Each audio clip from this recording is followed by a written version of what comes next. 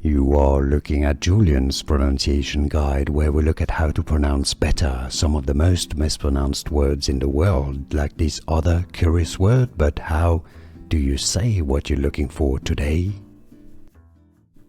Let's learn once and for all how to pronounce the name of this beautiful city, the capital city of Oman. By the way, if you want to learn more capital city names, more Arabic vocabulary too, stay tuned.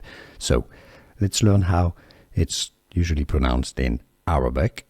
It's pronounced Muscat, Muscat, Muscat. So it's spelled more like M-A-S-C-A-S or K-A-T. Muscat, Muscat would be the local pronunciation. Now, in English, it's pronounced more like the grape, Muscat, Muscat. Muscat is generally the English pronunciation. You want to stress on the first syllable. How to pronounce Muscat, that's your English pronunciation, or Arabic pronunciation, Muscat. It's easy, and now you know it all. Here are more videos on how to pronounce more confusing words and names too many mispronounced. Like this video if you found it useful. I appreciate your support. I'll see you soon, and thanks for watching.